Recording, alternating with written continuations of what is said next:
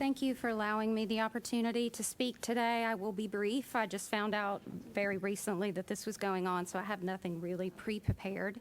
I am a board-certified dermatologist, fellow of the American Academy of Dermatology, as well as a double-boarded in the American Board of Medicine and Surgery. I am a clinical assistant professor at Emory, and when I trained at Emory and am from Atlanta and sort of came out of the ivory tower of academics with a very favorable view of nurse practitioners. My mother is a nurse, my grandmother is a nurse, my mother-in-law is a nurse, my sister-in-law is a nurse. I come from a family of nurses and have great respect for them. In the academic community, I think they hold a very valuable place alongside physicians. My husband is also faculty at the Medical College of Georgia and Mercer University, which has a little more outreach in terms of going to rural areas. He felt called to do so. So he did his fellowship in Mohs micrographic surgery, and we decided to go to an underserved area. We moved about 2 hours south, just outside of Columbus, Georgia. He is the only board-certified, fellowship-trained Mohs surgeon within a 90-mile region. We get referrals from very underserved regions. We have medical students, fellows, and residents come and train with us from Mercer, the Medical College of Georgia, and Emory. And I noticed probably 3 to 4 years ago, I started seeing a massive number of increased referrals that I would classify as inappropriate and even oftentimes grossly mismanaged, if not just frankly malpractice.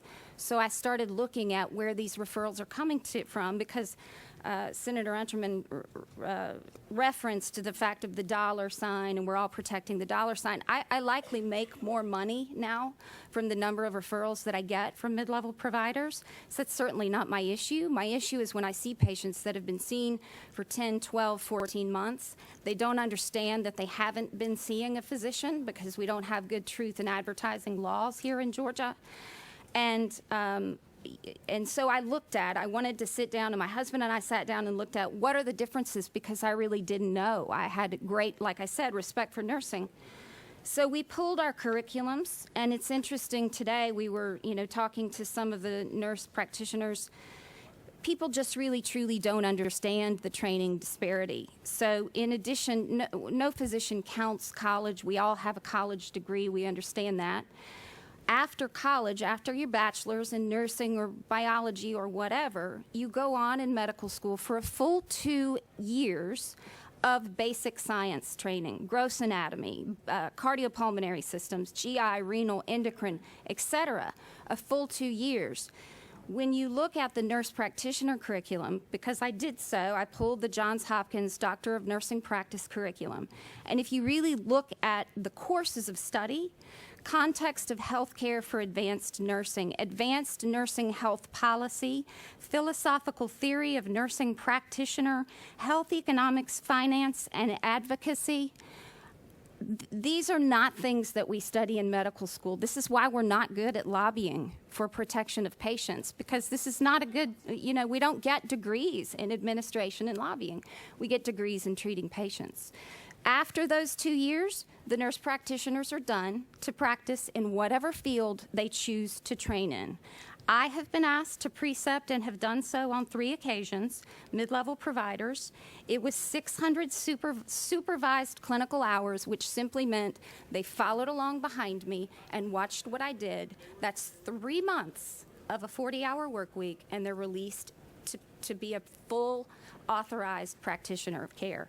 For me, I had to go on and do another full 2 years of family medicine, emergency medicine, dermatology, psychiatry, internal medicine. I logged personally 5,000 hours hands-on patient-centered care. Graduate, MD, free to do nothing. Go on and do a full year. I did mine in general surgery. I logged 4,000 supervised clinical hours. Graduate, free to do nothing.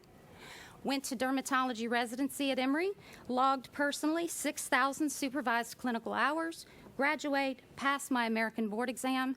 Now I'm considered a dermatologist. The disparity is huge. Myself personally have logged in 17,000 clinical hours as opposed to 3 months of shadowing another practitioner.